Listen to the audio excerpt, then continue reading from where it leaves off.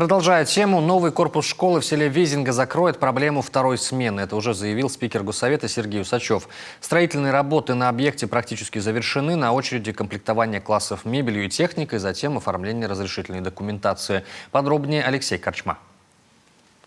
Открытие нового корпуса школы в Визинге – это большое событие для всего села. Сейчас учебное заведение располагается в 3 зданиях, одно из которых 1961 года постройки ранее было признано ветхим. В школе обучаются 937 детей, 290 во вторую смену. Впрочем, о таком понятии, как вторая смена, вскоре можно будет забыть, говорит глава района. Практически все работы выполнены, остаются небольшие работы по косметической части, завершаются они практически уже по благоустройству территории, до последнего времени велись работы. Общая готовность объекта порядка, наверное, 98-99%.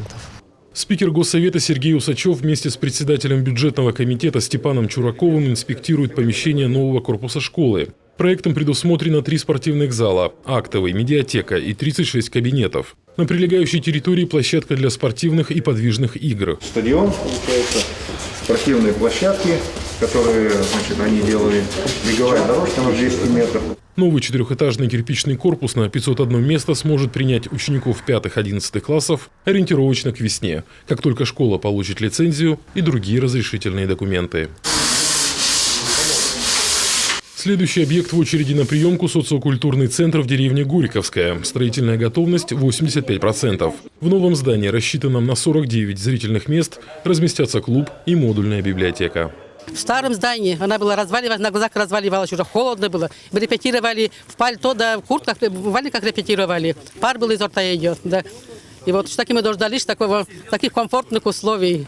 Социокультурный центр будет сдан в эксплуатацию до конца декабря. Ранее об этом говорил Владимир Уйба, отвечая на вопрос жителей Горьковской по срокам строительства. Объект вошел в адресную инвестиционную программу республики. Подрядчик надежный, деньги на месте, заверил тогда глава республики. Этот проект первый на нашей территории в Сысольском районе. Надеемся, он будет очень успешным и будем дальше продвигать. На следующий год мы планируем в поселке Первомайске.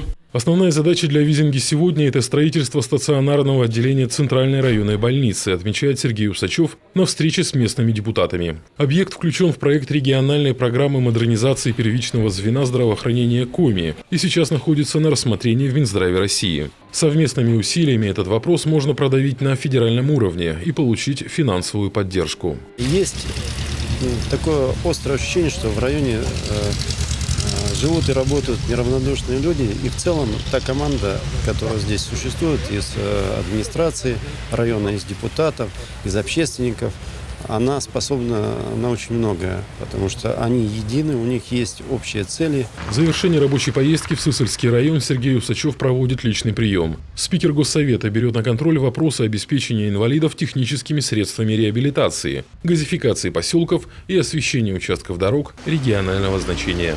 Алексей Корчма, телеканал Юрган.